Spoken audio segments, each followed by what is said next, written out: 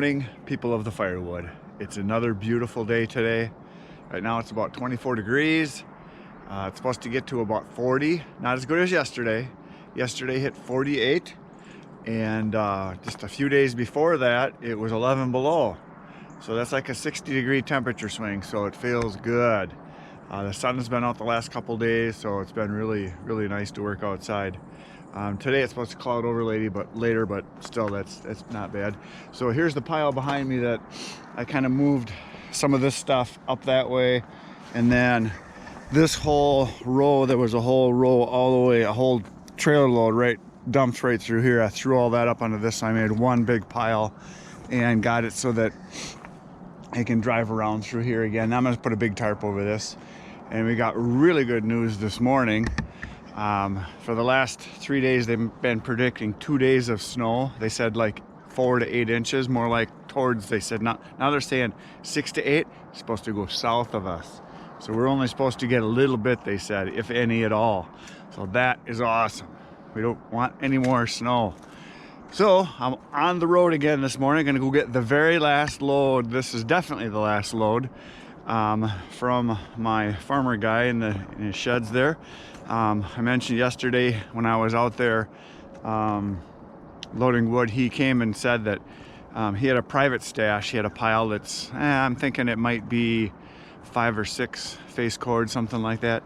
He said he wanted to keep that just for burning outside, and his wife says, we'll never burn all that. She says, you should sell that to him too. So he came out and says, hey, you want to buy this other pile that's out here? And I said, absolutely. I said, I'll be back in the morning to get one more load full. I said, I'm not going to come back and get a partial load. He says, yeah, I didn't think so. So anyway, I'm going to go pick up one more load of wood, and that is done. So I did a little bit of math last night, and I spent a grand total of, I gotta think again here, $1,375 is what I spent on all the wood. And I measured my trailer again, and I measured kind of a little bit above because I've been arching the loads a little bit.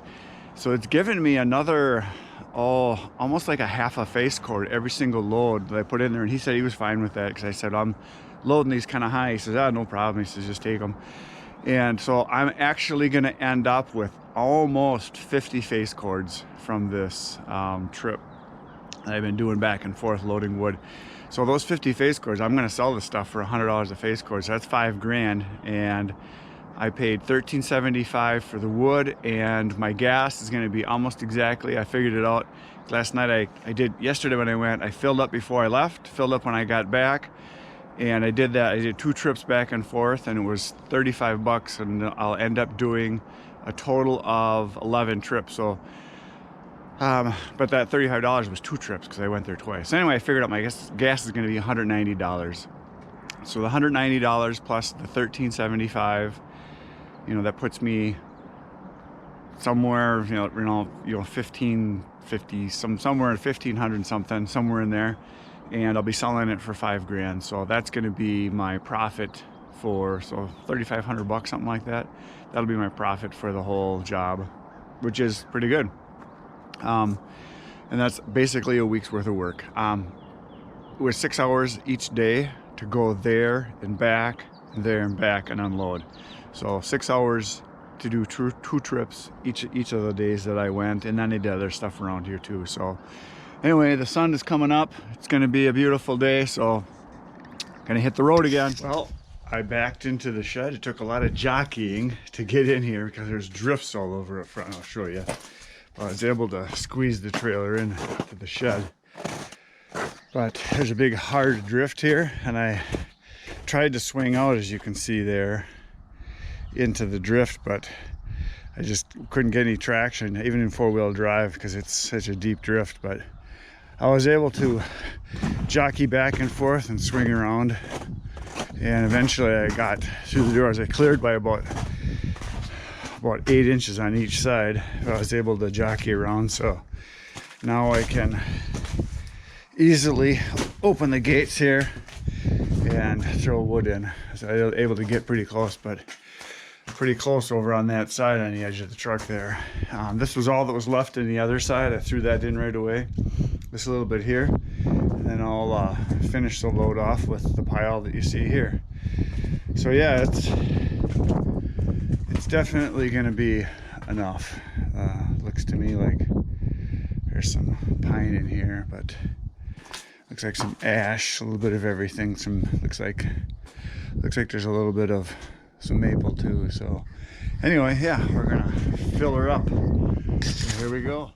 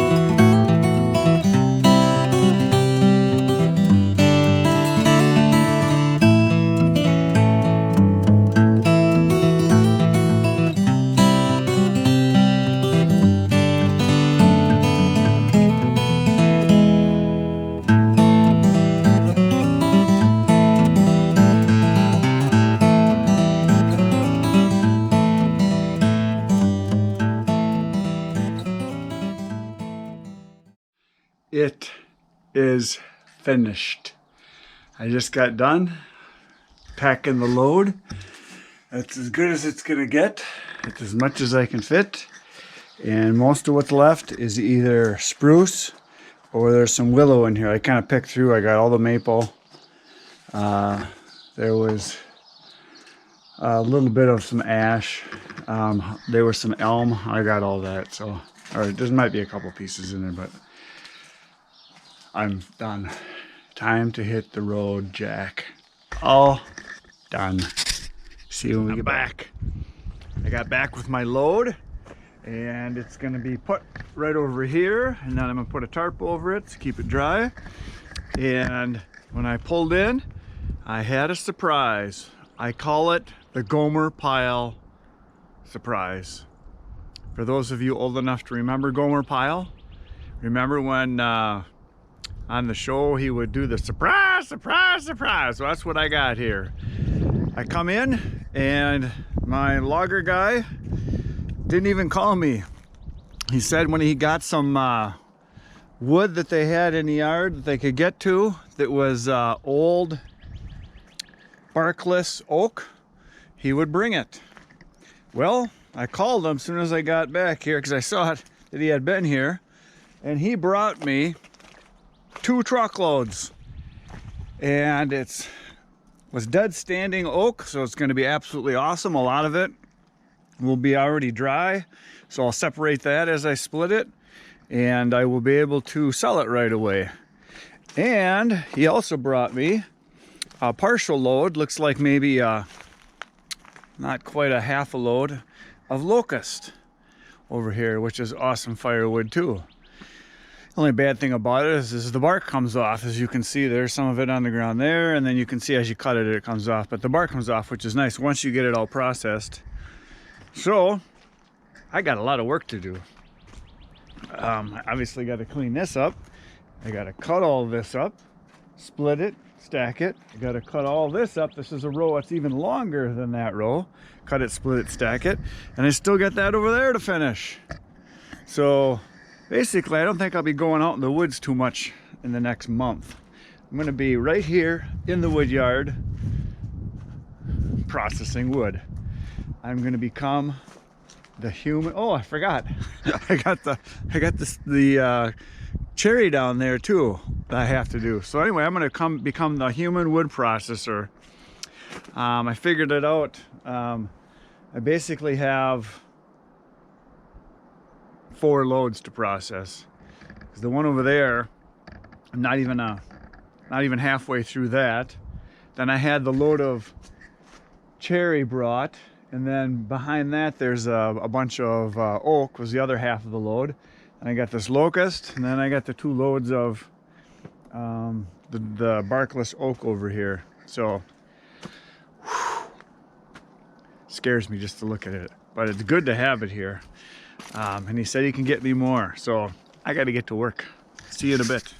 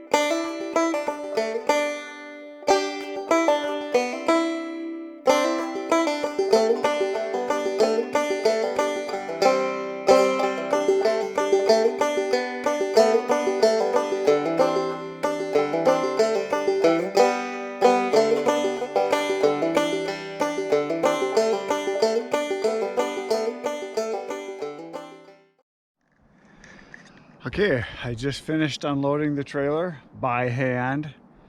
That's the first time I think in maybe 3-4 years since I bought my trailer that I unloaded it by hand, because it's a dump trailer. Wow, I can't believe I used to do that all the time.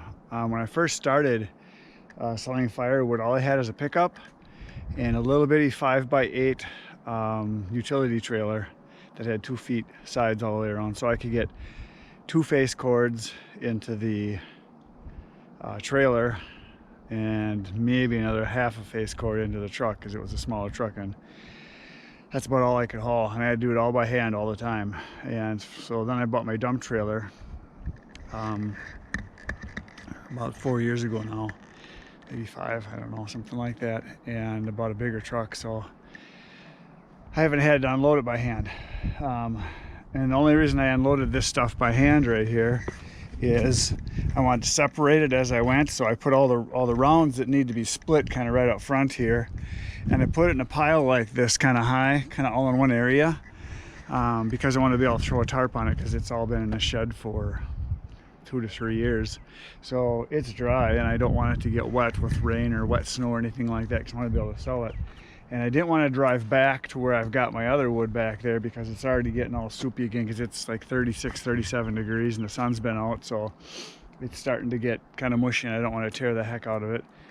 So I just threw it all into a pile here, and what I'm going to do is I'll sell this stuff first, and as people buy it, I'll split the front stuff right here, throw it into the trailer, and then just throw the ones that don't need to be split right into the trailer, kind of sort through it as I go, and sell it that way. So I disconnected the trailer, got that over there. The rest of the wood from this deal is back down over here around the corner. It's right in the big pile back over there, and the pile that goes to the left, and the pile behind it to the right. So all together, I figured I'm somewhere over 50 face cords. And because this last load I just did, I had a face cord in the truck, and I had a little over probably 1 3/4 full cords. So I figured that's got to be, I had to have at least 5 face cords, at least, if not 5.5, and I did that a couple times. So anyway, this is the pile all here, and some of this needs to be split too. There's some bigger chunks in there. These are the new tarps I just got. So I'll be able to, oh, I got a big tarp here. This one is huge. I think it's like 48 by 24, something like that. It's a really big tarp. And the other ones are 10 by 26s, I think is what he told me they were. So I'll be able to cover all this stuff up so that it can stay as dry as I can keep it until I sell it. But you can see here, this stuff is just, so I don't want to drive in here and tear this all up. So that's why and it's kind of downhill here, and I didn't want to drive in and then be spinning and rip it all up, because once this gets growing in the spring, turns into grass, I don't have a problem with it. It's just this time of year is where it's nasty. All the water kind of drains down through that way. So, and this is gravel drive up here. So my plan is, I think in the next, maybe this year, maybe next year, I'm gonna put I think I counted, I want to put like, I think 3, maybe 4 dump truck loads full of gravel down to where that pile is, kind of right through here. And then where I don't have gravel on the back of this down here, it goes downhill really fast. Or I go around the corner, I'll show you that. I want to put in probably at least a couple truckloads of gravel in there, so that I can make it so that it's not so soupy. So right here's where it slopes downhill all of a sudden, and the end of the gravel is like right about here, and then it goes down pretty fast and around. There's a creek back there all this drains down to. I want to put gravel around from here, probably a truckload in this area, then another truckload going around the corner. And once I get back there, I usually don't have a problem. It's just right here in the corner, as you can see, it's getting all greasy, and it does that every year. So if I get, I don't know, somewhere between 5, 6, maybe 7 truckloads, kind of make the circle all the way around, get it gravel, it'll be a lot better. So I think now that I got all my wood is complete from my buy that I made, and I've got all these piles of wood here, I better get to work. I got a lot of cutting and splitting and stacking to do. Good thing I got help coming. I got a teenager that works for me, and he wants to work. So, and I got a nephew that wants to make some money too. So I'll be having those guys help me. So what I'm going to do now is I'm going to head over here today after I eat some lunch, because it's about, I don't know, 11:30, something like that. I'm going to go over to where I was working on this bur oak, this white oak over here. And this is what I left off a week ago now. I haven't touched this in a week because I've been hauling, well, 5 days anyway. I've been hauling that wood that I bought. So here's what I've got split already. That's what I got cut. So I want to get, hopefully, maybe get a lot of that split today, or most of it, and then move the splitter up this way, and then start cutting again, either at the end of the day or first thing tomorrow, and work my way that way into the pile. Because this stuff is green, so I want to get it cut as fast as I can and get it starting to dry. I'm going to split this stuff down a little bit smaller. And when I get to the locust is going to be next, because that's partially dry. He said that was cut last summer sometime, so that's why the bark's coming off. I see it's really cracked really good on the ends. And that locust is going to be the next stuff I cut. And then after that, then I'm going to cut the cherry, because that was just cut sometime this winter. But then all this stuff here, this pile in back, you can see it's pretty weathered already. He said it's a couple years old already, so a lot of that's going to be dry already. So I'm going to do that last, because it'll take less time to dry.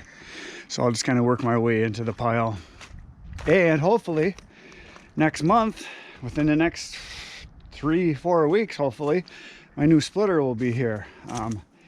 I ordered a Easton Ultra, and takes like 3 months for them to get them done, because they're so far behind, because they make such a good splitter. So I want something that was a lot faster, but I didn't want a real big splitter, so that's what I got. So if it lasts me a couple of years, that's fine, and then maybe I'll get something bigger. What I'd really like to get is I can't think of the name of the blue ones, they're vertical, out of Canada also. Power split, that's what I'd like to get. So I can drive it around to wherever I want to go with a little elevator on it, but they're like 20 grand. So that's what I want to get eventually. So we'll see how this Ultra works out. And I'll use that for at least a year or two. And then maybe get a power split. So here we go. I'm going to go over there and start some splitting after lunch. See you in a bit.